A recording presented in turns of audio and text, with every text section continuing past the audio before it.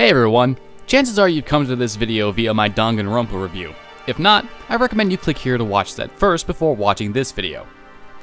And if you're still here, or rejoining me now that you've watched the video, welcome to the following video regarding the official release of Danganronpa Trigger Happy Havoc.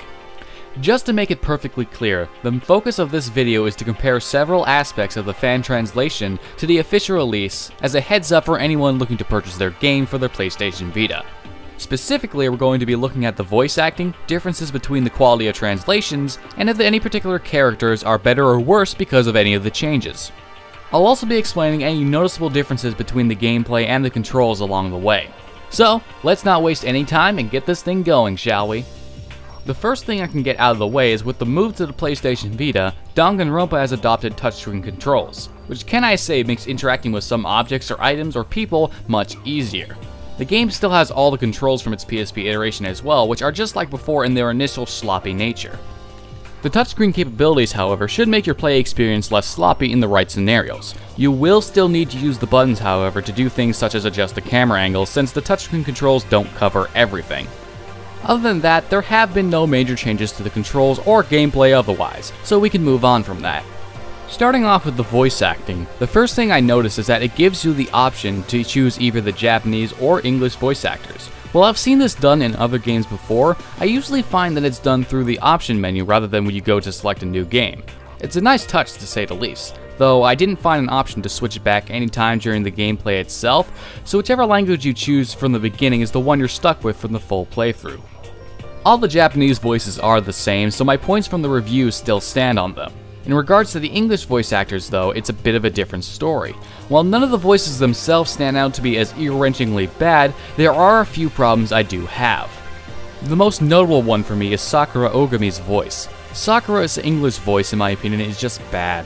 Her English voice not only makes her sound extremely old, but does not have the strong, solid sound to it that her Japanese counterpart had that I felt fit her character perfectly. I find it extremely hard to listen to her when she speaks.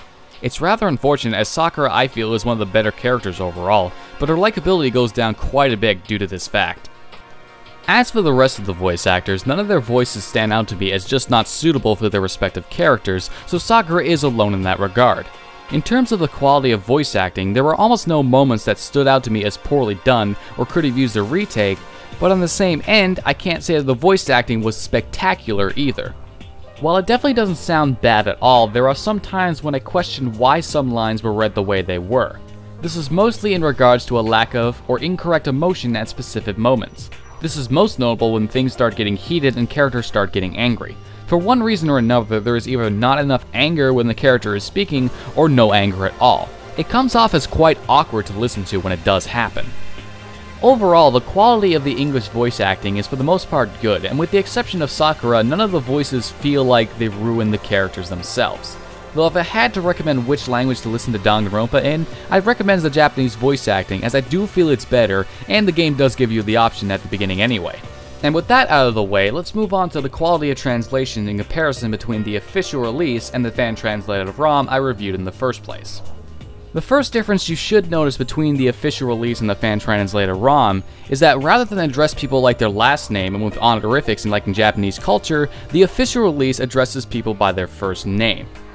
While I admit I'm used to English translations still using last names and honorifics thanks to games like Persona 3 and Persona 4, in those games it's made pretty clear that it takes place in Japan and therefore it keeps those traits to fit with the culture. In the official release, however, besides the fact that everyone's names are clearly Japanese, with the exception of Celestia Ludenberg, who, might I add, is still Japanese, the game generally doesn't often acknowledge the location of the game being in Japan. So in this case, I feel having Western formalities when addressing individuals fits just fine. It does get a little awkward when you listen to it in the Japanese dub, however, as they still address people as Naege-kun, etc. Other than the cultural formality difference, there isn't too much substantially different between the two translations. There are occasions where the parts are translated different, but for the most part the translations aren't wildly different.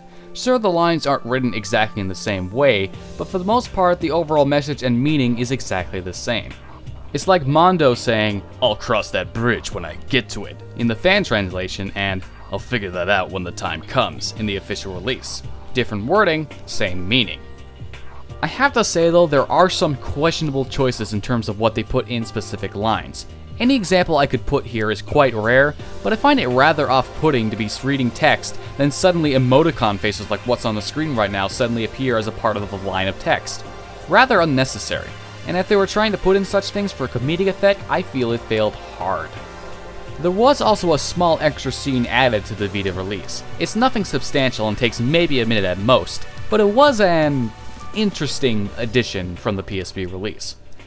Even with all this said though, I feel neither the official release nor the translated ROM has a superior quality of translation besides the questionable stuff I mentioned before in the official release. And with that being said, I 100% recommend going out and getting Danganronpa Trigger Happy Havoc. This is of course implying you're one of those weird people like me who has a PlayStation Vita in the first place. When all is said and done, the official release has virtually everything the translated ROM has, plus a little bit more. The 8.3 out of 10 from the fan translation ROM also stands for the official release of Danganronpa Trigger Happy Havoc.